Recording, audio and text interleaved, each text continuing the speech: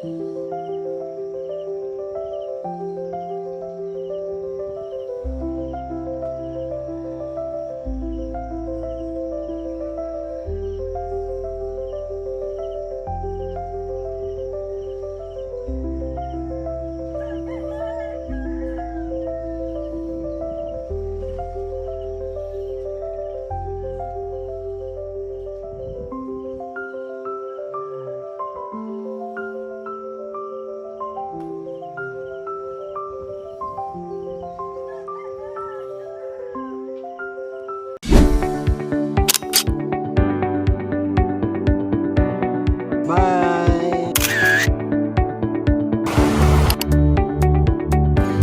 Yung ginagawa ni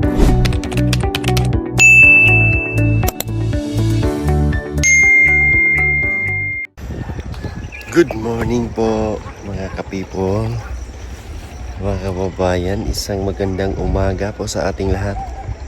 Ayan, it's a first time or unang umaga namin dito sa Talaw-Taw, sa place ni Toots TV. Ayan, ang ganda. So meron kaming ano dito, volleyballan. Ayan, sa maglalaro ng volleyball. Ayan po. Sarap ng tulog namin. So ayun, ang kasamahan natin sa labas na tulog. So bakit nga po ba? Ayun, kaya sa labas po sila natulog kasi summer mo mga kababayan, mainit. At saka nag-brown out po kagabi. Kaya sila sa labas natulog kasi hindi gaanong malamig, hindi rin siya mainit. So ang ganda ng tulog nila hanggang ngayon. Mag-aalas 6 na ng umaga, tulog pa rin. Nandoon. Ang ganda kasi ng place po, parang yung parang pumunta ka sa hiking station ba, yung doon kayo natulog, yung talagang feel na feel mo yung farm o yung magtitent lang kayo, pero dito hindi nagtitent, sa labas lang talaga natulog kasi ang sarap nga ng hangin. Hindi siya ganun kalamig, hindi rin mainit. So para kang nag-aircon na ang temperature niya is 23 degrees Celsius or 20, ganyan, 20 to 23. So hindi siya mainit, hindi rin siya ganun kalamig. So ang sarap ng tulog ng mga kasama natin. Hanggang ngayon tulog pa, hindi pa nagising. So yung place dito, ayan, malawak. Si Lord Gio, nakita ko.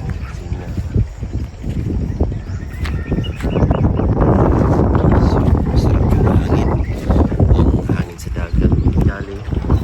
Express ko po bayan. So abangan niyo po kami sa mga gagawin namin dito sa Talaw-Taw.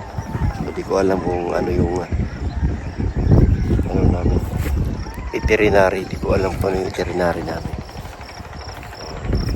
Malaman na lang natin mamaya saan kami pupunta, ano yung mga gagawin namin.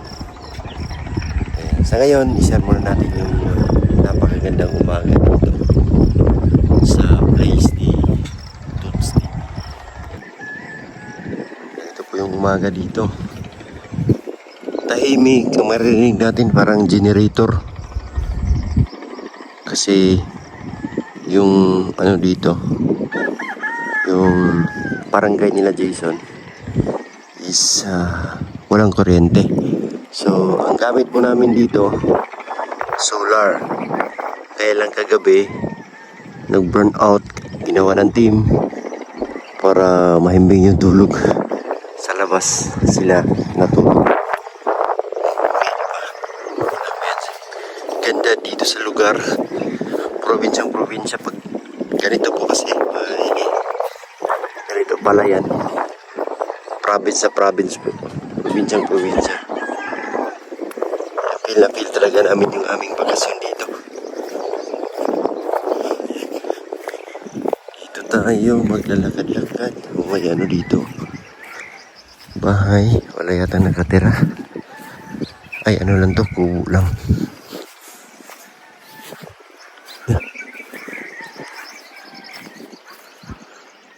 May balon. May balon dito. Lalim. May tubig.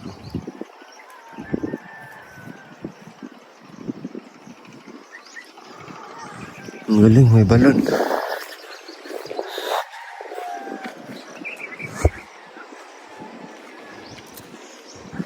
Yung mga damo dito is talagang namamatay. Oh, nagkulay brown yung ano lupa o damo. Dito po yung tanim na ano watermelon, kaya lang hindi na-survive kasi mainit, sobrang init. Although dinidiligan kaya kulay green yan, di pa rin sapat para maging maganda yung kanyang tubo. Yan ang may bunga.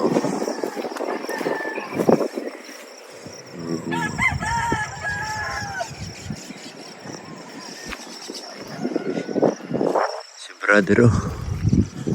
Morning, Brad. Good morning.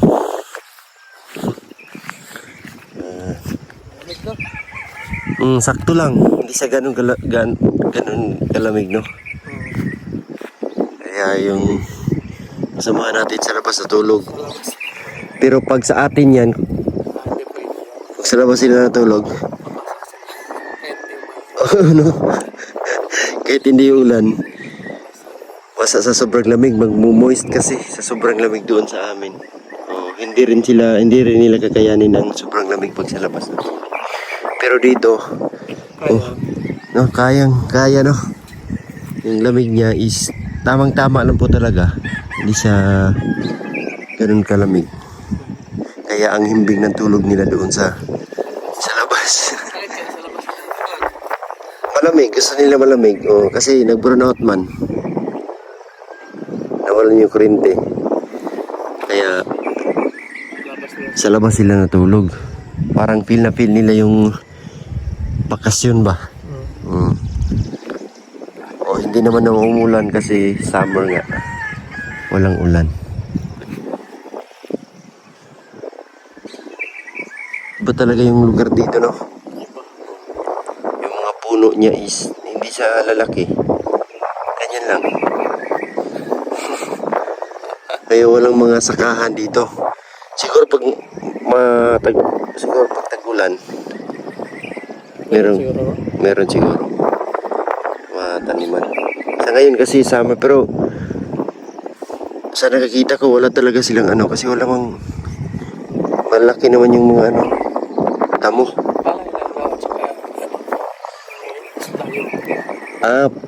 Ang kabuhayan dito palay at saka pangisda. Palayan lang talaga at saka pangisda pala. Ano dito, hanap buhay. So wala nang silang magtatanim ng gulay kasi sobrang init. Iba ang klima. Although mabubuhay naman siya pag tag-ulan. Pero sa ngayon tag-init wala talaga. Ganyan talaga.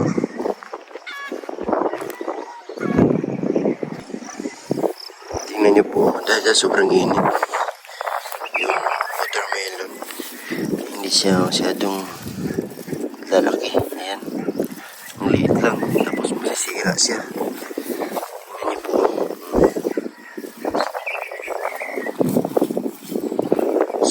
naman. Marami siyang bunga sana.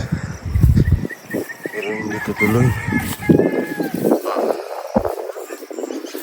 Sira. Kaya kung isa ka magsasaka, mahihirapan ka dito.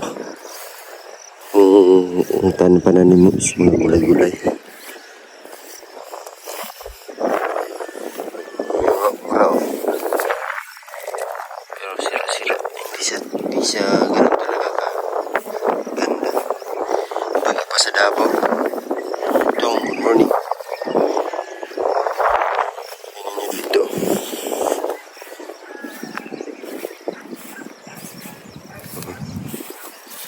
Yan. Sira.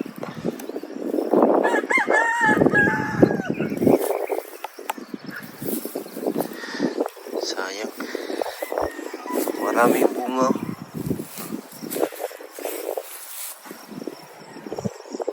Yan lang.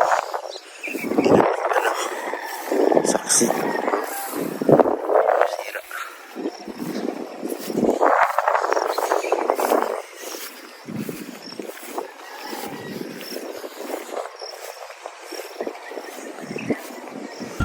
Good morning. Sarap ng tulog. Good morning. Morning. Sarap dito matulog, no? Yes. Parang naka-aircon lang ba? Nakaturbo. Naka-turbo. Pag hindi pa mainit, hindi pa magising. Ito yung tubig, oh. Pump. Yun yung tubig dati. Water supply. Bomba. Tawag sa amin.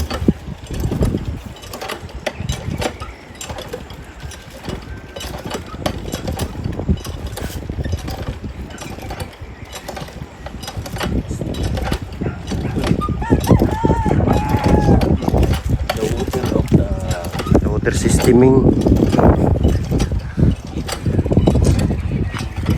Idiwaw. D3. Kasi water system. Meron naman siyang pump, kaso burnout na. So ito yung water supply noong unang panahon. Ngayon, bihira na lang itong ginagamit. Pero nagagamit pa rin like ganito. Burnout. Walang tubig kasi dito na supply. So dito sa ilalim ng lupa.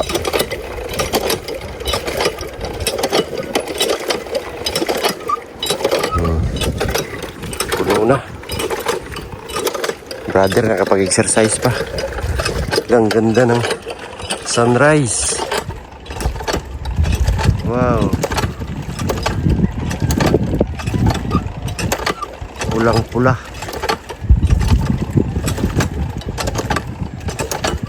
Golden hour. Pulang-pula yung araw.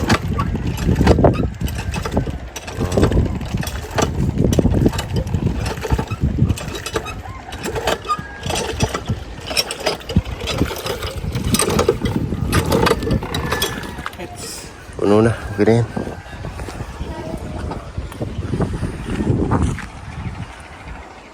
Kaya mga bata nasa cellphone na.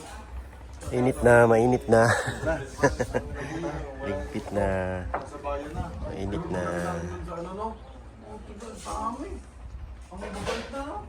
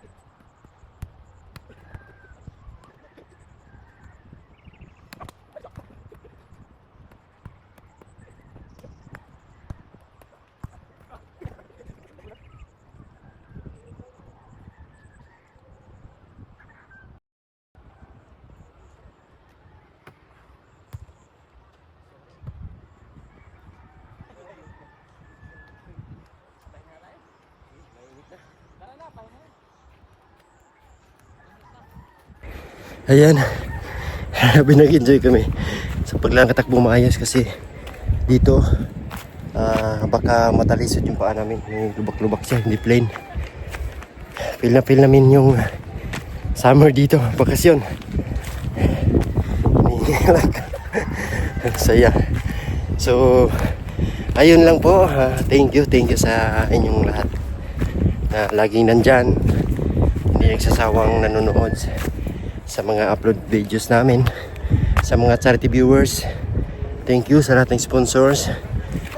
Maraming salamat kay Tita Redemption, Ma'am Eileen, siyempre kay Tita Pibilab, at sa lahat-lahat po. Hindi ko na po kayo maisa-isa. Maraming salamat sa inyong lahat po talaga. Ayan, God bless po. We love you all. Bye bye.